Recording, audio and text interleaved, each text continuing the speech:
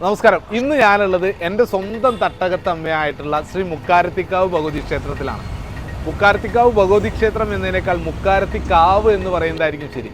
പ്രകൃതി തന്നെ ഭഗവതിയായിട്ട് കുടികൊള്ളുന്ന ഒരു സ്ഥലം, കാട് പിടിച്ച് കിടക്കുന്ന അല്ലെങ്കിൽ വളരെ കൂടുതലധികം ചെടികൾ കാഞ്ഞിരങ്ങളും ചേർന്ന് നിൽക്കുന്ന ഒരു പ്രത്യേക ഒരു പ്രകൃതിയാണ് ഇവിടുത്തേത്. ഈ 3 കാഞ്ഞിരങ്ങളുടെ നടുവിൽ ദേവിയെ കണ്ടു, ആ ദേവീ ചൈതന്യത്തെ കണ്ടു എന്നും ഇവിടെയുള്ള എല്ലാ സമുദായത്തിലും പെട്ട ആളുകളെല്ലാം കൂടി അതിനെ പ്രാർത്ഥിച്ച് അനുഷ്ഠാനം ചെയ്ത് ഇവിടെ സങ്കല്പിച്ചു പോരുന്നു എന്നുമാണ് ഇവിടുത്തെ ഐതിഹ്യം. പിന്നെ അതുമാത്രമല്ല, കേരളത്തിൽ തന്നെ ചിലപ്പോൾ 4 താലപ്പൊലികൾ നടക്കുന്ന അപൂർവം ക്ഷേത്രങ്ങളിലൊന്നാണ് ഈ മുക്കാരത്തിക്കാവ്. വള്ളുവനാട്ടിലെ താലപ്പൊലികളിൽ ആദ്യത്തെ താലപ്പൊലി കന്നിമാസത്തെ ആയില്യം ദിവസം ആദ്യത്തെ താലപ്പൊലി നടക്കുന്ന ഒരു ക്ഷേത്രമാണ് ശ്രീ മുക്കാരത്തിക്കാവ്. ഇന്ന് നമ്മൾ മുക്കാരത്തിക്കാവിലെ കാഴ്ചകളും വിശേഷങ്ങളാണ് ഇന്നത്തെ വീഡിയോയിൽ. എല്ലാവർക്കും പുതിയൊരു വീഡിയോയിലേക്ക് സ്വാഗതം. ശ്രീ മുക്കാരത്തിക്കാവ് ഭഗവതി ക്ഷേത്രം വള്ളുവനാട്ടിലെ പ്രശസ്തമായ ക്ഷേത്രങ്ങളിലൊന്നാണ്. 4 താലപ്പൊലി നടക്കുന്ന ക്ഷേത്രമാണ്.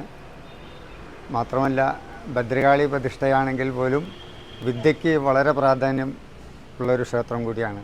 വിദ്യാദേവിയോട് കൂടി സങ്കല്പിക്കുന്ന ഒരു പ്രതിഷ്ഠയോടുകൂടിയാണ് ഭദ്രകാളി പ്രതിഷ്ഠ ഇവിടെയുള്ളത്.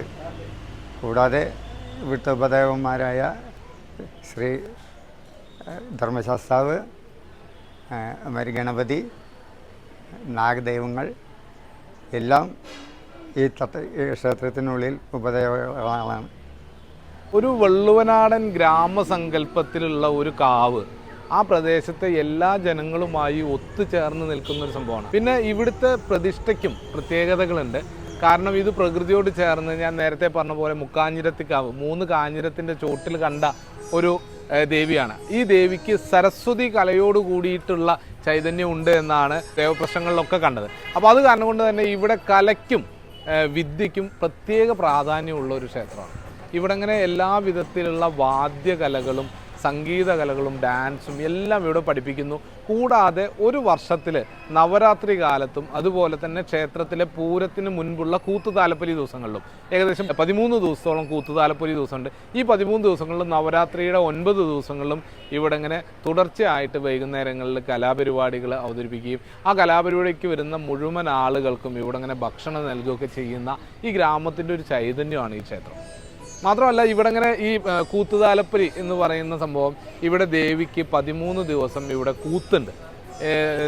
രാവണ യുദ്ധത്തിൻ്റെ രാമായണ കഥ, ആ യുദ്ധം ദേവിക്ക് കാണാൻ സാധിക്കാതെ വരികയും ആ സമയത്ത് ദാരികോധം ഉണ്ടാവുക കാരണം കൊണ്ട് ദേവിക്ക് രാവണ യുദ്ധം കാണാൻ സാധിച്ചില്ല എന്ന് പറയുന്നത്. അപ്പോൾ അത് കാണുന്നതിന് വേണ്ടിയിട്ട് ഈ 13 ദിവസം ക്ഷേത്രത്തിന് നേരെ ഓപ്പോസിറ്റ് സൈഡിൽ കൂത്തുമാടമുണ്ട്. അവിടെ ഇങ്ങനെ പുലവർ വന്നിട്ട് വൈകുന്നേരങ്ങളിൽ ഇവിടെ നിന്നും ദേവിയെ വാദ്യത്തോടു കൂടി ആനയിച്ച് കൂത്തുമാടത്തിൽ കൊണ്ടുപോയി അവിടെ ഇരുത്തി ദേവിക്ക് കൂത്ത് പറഞ്ഞു കൊടുക്കും. കമ്പരാമായണത്തിൽ തമിഴും മലയാളവും ചേർന്നിട്ടുള്ള കമ്പരാമായണത്തിലുള്ള രാമായണ കഥ, രാമായണത്തിൻ്റെ യുദ്ധഭാഗം ഈ നിഴൽ നാടകമായിട്ട് ദേവിക്ക് കാണിച്ചു കൊടുക്കുന്ന ഒരു ചടങ്ങ് എല്ലാ കൂത്തും. അത് കഴിഞ്ഞിട്ടാണ് അവസാനത്തെ ദിവസമാണ് ഇവിടെ ഇങ്ങനെ പൂരം നടക്കുന്നത്. കുംഭമാസത്തിലെ ആദ്യത്തെ ഞായറാഴ്ച ദിവസമാണ് മുക്കാരത്തിക്കാവിലെ പൂരം വരുന്നത്. അതിനു മുൻപ് ഈ കൂത്തു ദിവസങ്ങളിലെല്ലാം ദേവി ഓരോ തട്ടകത്തിൻ്റെ ഓരോ ഭാഗങ്ങളിൽ പോയി ആ വീടുകളിൽ ചെന്ന് അവിടെ പറയെടുത്ത് അവിടെ ആ വീട്ടിലുള്ള ആളുകളെ അരിയെറിഞ്ഞ് അവർക്ക് ഐശ്വര്യം പ്രദാനം ചെയ്യുന്ന ഒരു ചടങ്ങ്. ഈ കൂത്ത് തുടങ്ങി 13 ദിവസവും ഓരോ പ്രദേശങ്ങളായി പറയെടുക്കുകയും അത് കഴിഞ്ഞിട്ടാണ് ഇവിടെ ഇങ്ങനെ കൂത്ത് നടക്കുന്നത്. കൂത്തു താലപ്പൊലി തുടങ്ങിക്കഴിഞ്ഞാൽ 13 ദിവസം ദേവി രാവിലെ തൊട്ട് പറയെടുപ്പ്, വൈകുന്നേരം കൂത്ത് കാണൽ, ഇങ്ങനെ തുടർച്ചയായി 13 ദിവസം ദേവി ഇവിടെ ഇങ്ങനെ നിറഞ്ഞു നിൽക്കുകയാണ്. ഈ കൂത്ത് താലപ്പൊലി കുംഭമാസത്തിലെ ആദ്യത്തെ ഞായറാഴ്ച ദിവസം പൂരം കഴിഞ്ഞാൽ പിന്നെ തുടർന്ന് 7 ദിവസം ദേവിക്ക് ഉറക്കമാണ്. പിന്നെ അടുത്ത ഞായറാഴ്ചയാണ് നട തുറക്കുന്നത്. അന്നത്തെ ദിവസം ഇവിടെ ഇങ്ങനെ ദേശഗുരുതിയാണ്. ഇവിടുത്തെ എല്ലാ നെഗറ്റീവായിട്ടുള്ള എനർജികളെയും എടുത്ത് അത് ഗുരുതി തർപ്പണം ചെയ്തിട്ട് ഈ ഭാഗത്തെ ശുദ്ധിയാക്കി വീണ്ടും നട തുറക്കുന്നത് കുംഭമാസത്തിലെ 2ാമത്തെ ഞായറാഴ്ചയാണ്. അങ്ങനെ നിരവധി പ്രത്യേകതകളുള്ള ഒരു ക്ഷേത്രം കൂടിയാണ് ശ്രീ മുക്കാരത്തിക്കാവ് ഭഗവതി ക്ഷേത്രം. ഇത് നമ്മളുടെ പട്ടാമ്പിയിൽ നിന്നും ഗുരുവായൂർ പോകുന്ന വഴി ഞാങ്ങാട്ടി സെൻറ്ററിലാണ്, അതായത് മെയിൻ റോഡിനോട് ചേർന്നിട്ടാണ് ഈ ക്ഷേത്രം നിൽക്കുന്നത്. വളരെ ഭംഗിയുള്ള എന്നാൽ ഒരു പ്രകൃതിയുടെ എല്ലാ ചൈതന്യത്തോടും കൂടിയിട്ടുള്ള ഒരു ക്ഷേത്രമാണ് ശ്രീ മുക്കാരത്തിക്കാവ് ഭഗവതി ക്ഷേത്രം. ഈ മുക്കാരത്തിക്കാവിലെ എല്ലാ വെള്ളിയാഴ്ചകളിലും കാലത്ത് ദേവി മാഹാത്മ്യവും വൈകുന്നേരം ലളിതാ സഹസ്രനാമവും പാരായണം ഇവിടുത്തെ മാതൃസമിതിയുടെ നേതൃത്വത്തിൽ നടക്കുന്നുണ്ട്. ഇത് എല്ലാ വെള്ളിയാഴ്ചകളിലും ഇവിടെ ഉണ്ടാവാറുണ്ട്. പഞ്ചേന്ദ്രിയങ്ങളും ആധാരമാക്കി ഞാൻ പാതാരവിന്ദത്തിൻ കുമ്പിടുന്നേ.